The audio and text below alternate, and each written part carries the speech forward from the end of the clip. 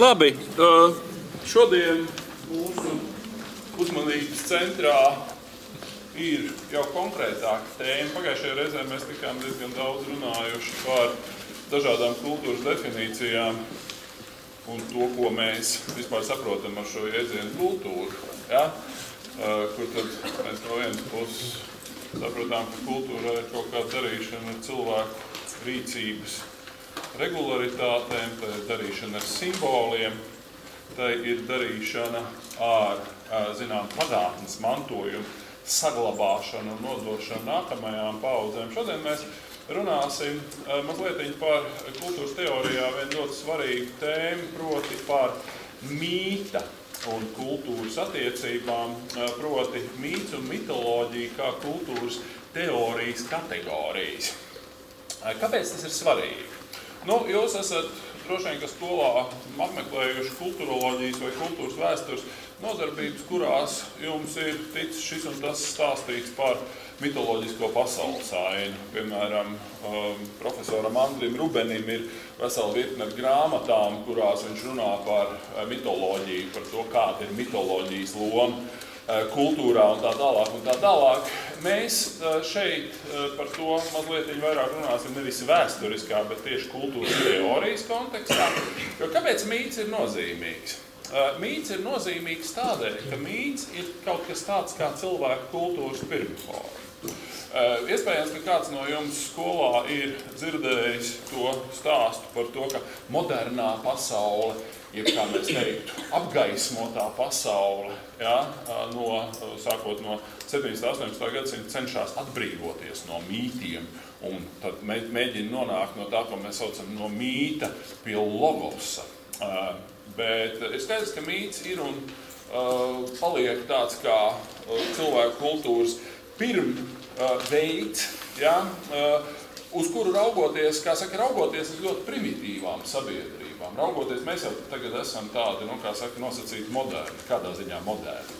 Moderni tādā ziņā, ka mums ir, pirmkārt, mēs dzīvojam nevis laukos, bet pilsētās un nodarbojamies ar dažādām katras sev specifiskām profesijām. Ja? Jūs, piemēram, esat šeit sanākuši cerībā, ka jūs kļūsiet par ko?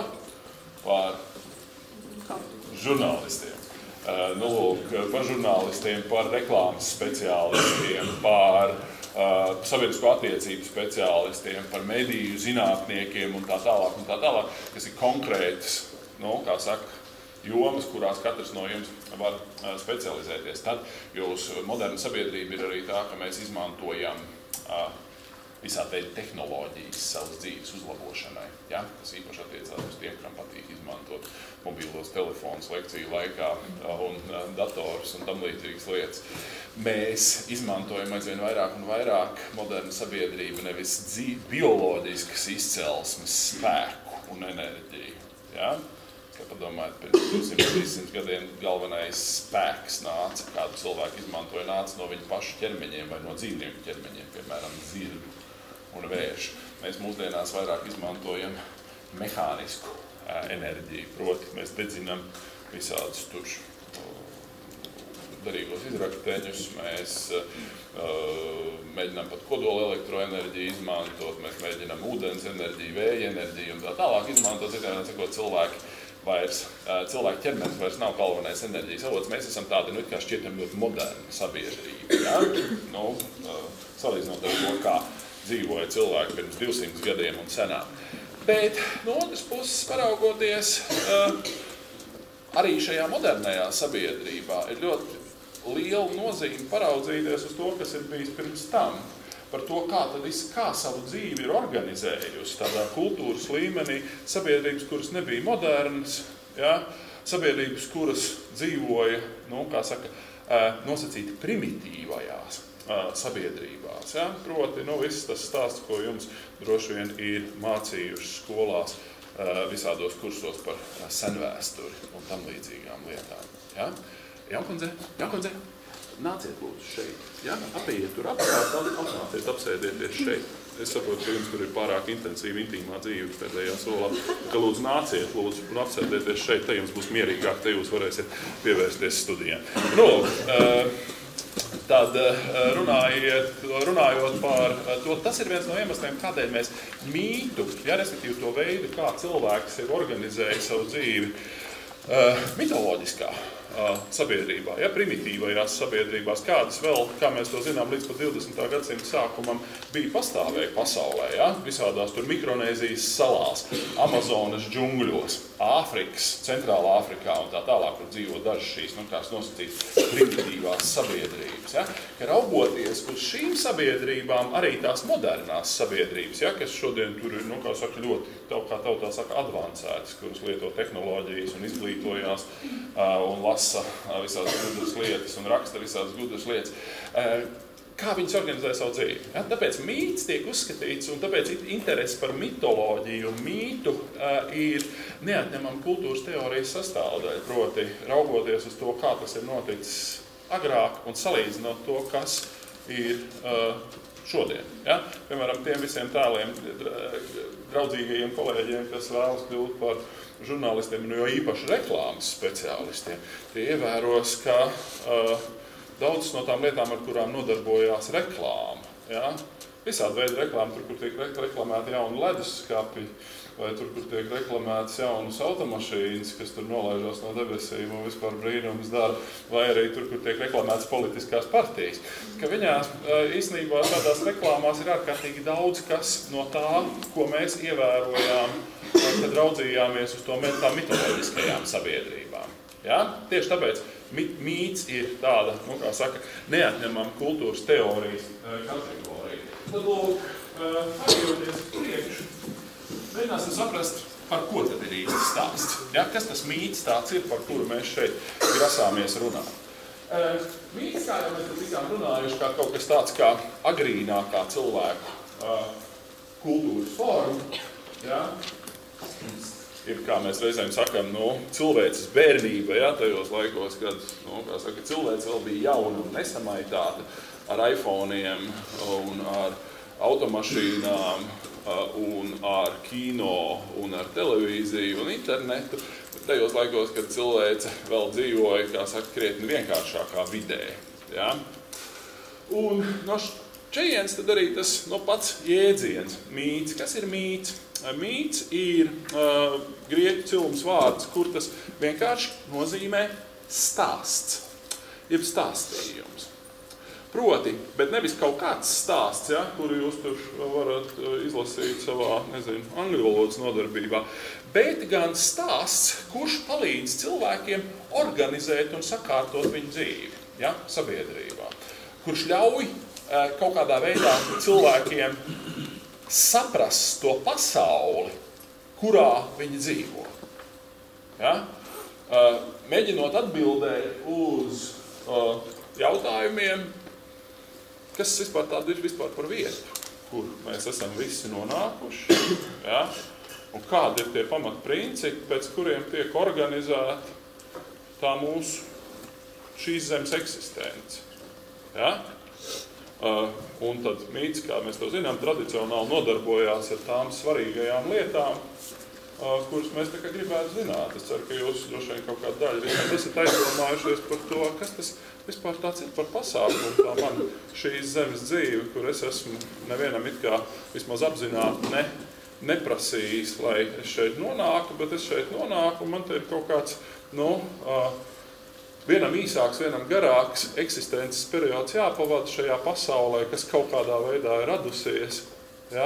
Un šie jautājumi patiesībā cilvēku sabiedrības ir nodarbinājuši jau no pašiem sākumiem. Tieši tāpēc arī šādi stāsti ir radušies. Citiem vārdiem sakot, mīts tā prasti runājot, ir viens no paudzes paudzē nodots stāstījums, kas noteiktā veidā skaidro pasauli. Proti to, kā pasaule ir iekārtota. Tad, lūk, ar skaidrošanu jūs noteikti būsiet saskārušies savā skolā, kur jums mācīja par to, kā pasaule ir iekārtot tiem, kas gāja uz stundām, uz fizikas stundām, piemēram. Fizikas stundās jums stāstīja visādas foršas interesantas lietas. Es ceru, piemēram, par Einsteina relativitātes teoriju vai par Ņūtona gravitācijas likumiem. Atcerieties Ņūtona likumus, vai ne? Kā tur kaut kādas bumbiņas tur rikoja, un tur viens tur kaut ko pievilka, viens tur kaut ko atgrūda, un tā tālāk, un tā tālāk. Ja? Tad, lūk, tā ir arī skaidrošana. Bet tas nav tas veids, kā mēs skaidrojam pasauli mitoloģiski. Mitoloģiski mēs pasauli skaidrojam ne tik daudz balstoties kaut kādos zinātniskos pieņēmumos un ciparos un vienādojumos. Ja?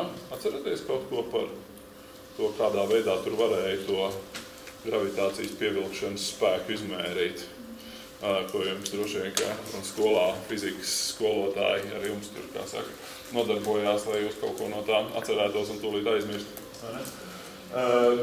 Mīts ir vairāk stāsts tajā ziņā, ka tas nav, kā mēs teiktu, racionāli argumentējošs un rēķinošs skaidrojums. Ja?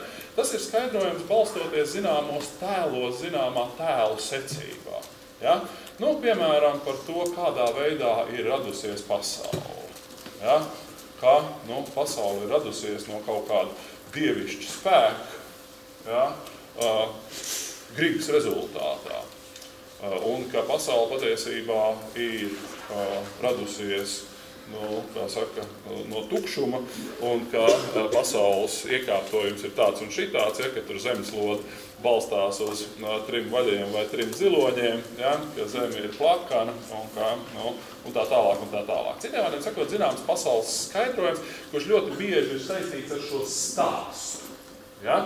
Tas ir šis mitoloģiskais veids, ja, kā cilvēki jau no ļoti agrīnām cilvēces attīstības fāzēm ir skaidrojuši to, kādā veidā pasaule ir iekārtota, ja, kādas veidas spēki darbojas šajā pasaulē.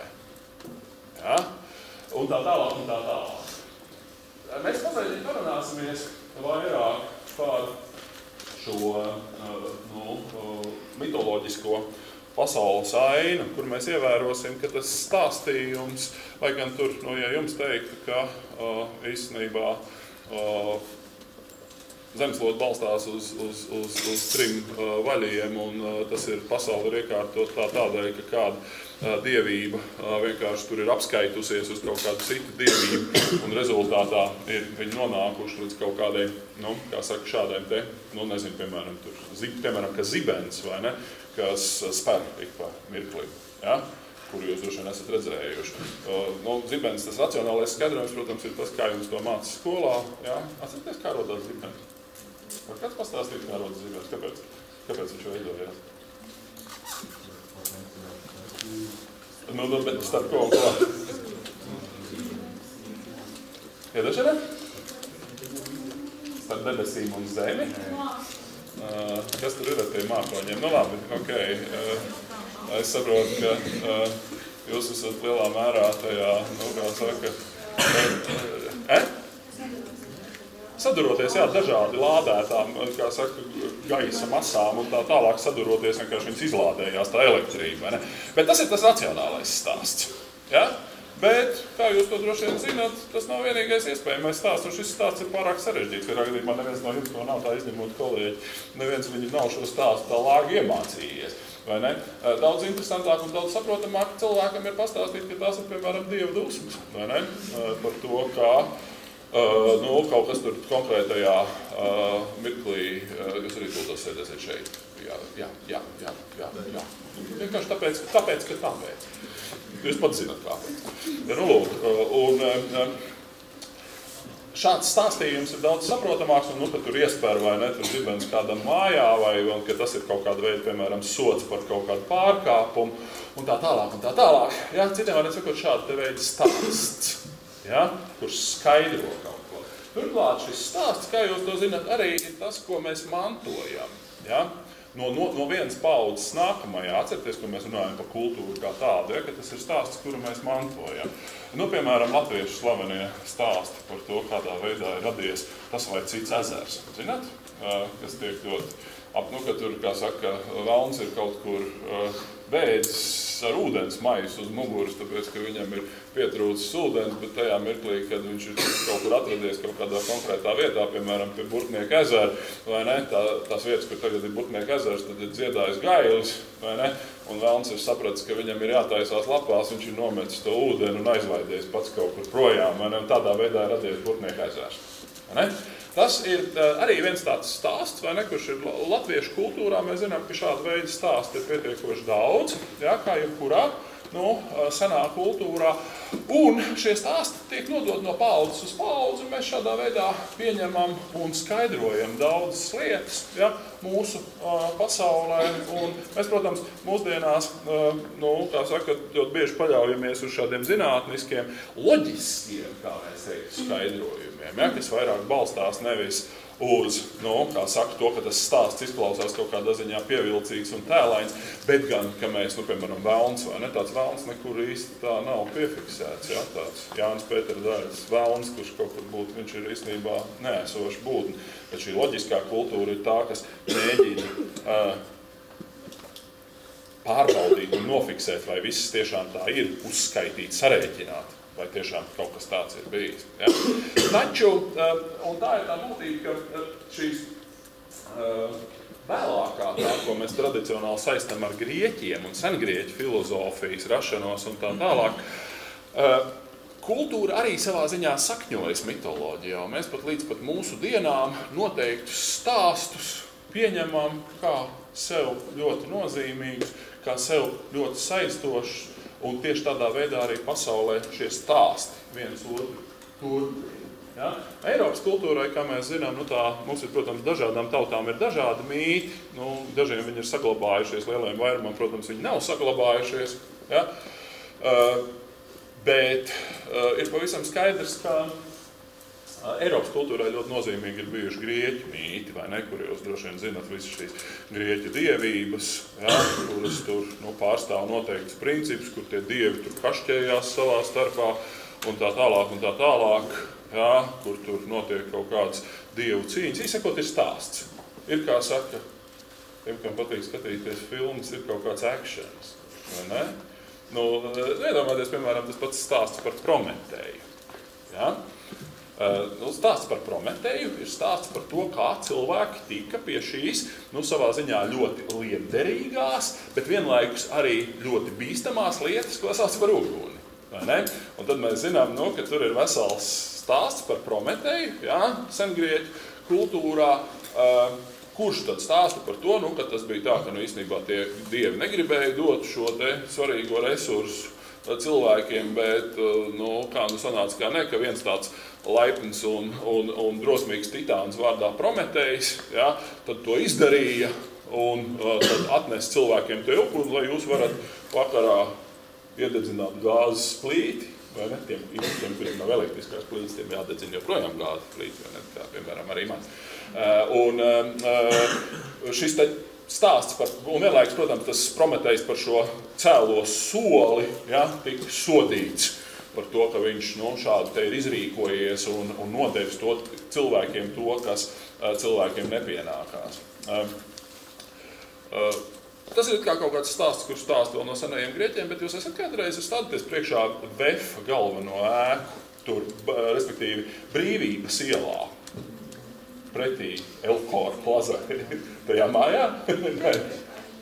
Nē, bet es pieņemu, ka Befā arī drīz būs dzīvokļi, tāpēc pēc rūpnīcas nav vajadzīgi, bet stāties priekšā to māju. Esat tur ievērojuši to Prometēju figūru, kas tur sēž ar tādu, vai ne, ar tām dzirkstelēm rokā, vai ne? Tas varētu padomāt, kāds priekš kā mums tāds te vajadzīgs, ja? Bet viņš ir, kā saka, noteikts simbols, kas ir Eiropas kultūrā ilgstoši mantots, ja? Kurš tad simbolizē ko? Viņš simbolizē šo gaismas uguns nešanu, par kuru cilvēkiem tad ļoti bieži arī iznāk ciest. Ja? Tur ir tas, kā saka, paskatieties, tur sēž tāds vārdains tēviņš, un viņam blakus sēž ētels, kurš, tā teikt, tajā ziņā mitoloģijai galīgi. Mitoloģija ļoti politi nekorekta un ļoti nežēlīga, tāpēc, ka tas stāsta par to, kā Prometējs tika sodīts par šo uguns atnešanu. droši vien, ka ir diezgan tāds nepatīkams, nevisai estētisks, proti par to, ka viņš tika sodīts tādā veidā, ka viņš tika piekalts pie klīns, un viņam katru nakti pie viņa lidoja ērglis, kas knābāja viņam aknas. Piekam tādā veidā, ka varētu saprast, ka noknābā un visu nomirs. Nē, viņam tās aknas, ne pa dienu viņš to darīja, pa nakti viņam tās aknas atauga, kas nozīmē to, ka nākamajā dienā bija atkal ko knābāt. Vai ne? Ļoti riebīgi. Tas ir ļoti nepatīkams stāsts, bet mitoloģija ir politi nekorekta. Vai ne? Tas stāsts ir interesants tieši ar to, ka viņš ir diezgan tāds, kā saka, nežēlīgs un ass. Vai ne? Un kāpēc tad tas ir svarīgi? Tas ir svarīgi tādēļ, ka caur šo, vai ne, stāstu mēs kaut ko mēģinām saprast par šo fenomenu, kas saucās uguns. Vai ne? Kas ir īstenībā ļoti, ļoti būtiska lieta, jā, un veido, kā saka, nozīmīgu resursu cilvēku dzīvē, īpaši mitoloģiskajā kultūrā, kur senos laikos, kur uguni nevarēja dabūt tik vienkārši kā šodien, vienkārši uzšķiļot ar šķiltavām, bet tur bija nepieciešams, kā saka, to pavārdu sargāt. Atceraties stāstu par pavārdu sargāšanu, ka uguns izdzišana kādās mājās patiesībā bija ārkārtīgi liela nelaime. Ja? Un šāds te stāsts, ja, kādu mēs rietumos esam stāstījuši par uguni un par uguns izcelsmi, ja, protams, ka cilvēkam tradicionāli vienmēr ir bijis krietni saprotamāks nekā stāsts par to, kādā veidā no zinātniskās perspektīvas, no tās loģiski racionālās perspektīvas veidojas uguns, vai ne? Kādā veidā veidojas uguns, ka tur kaut kāds ogleklis tur oksidējās, vai ne, un izdala kaut kādu siltumu un tā tālāk. To jums arī, tā teikt, stāstīja kā reiz tajās fizikas stundās, kurām jūs nebijāt drīzāk. Ne? Un, citām sakot, tas, ne ķīmijas, piedošana, tā ķīmija drīzāk. Un skaidrs, ka tas stāsts par to Prometēju ir kaut kādā ziņā cilvēkiem daudz saprotamāks un daudz uzrunājošāks. Ja? Un caur šādiem stāstiem kultūra palīdz cilvēkam saprast pasauli. Ja? Tas ir šajā gadījumā tikai viens stāsts, tikpat labi tas var būt Prometējs, tikpat labi tas var būt latviešu mīts par kaut kādu ezeru izcelsmi vai par Daugavas rakšanu, vai ne? Kas tad ir izdzīvojis līdz mūsu dienām ļoti bieži tajā, ko mēs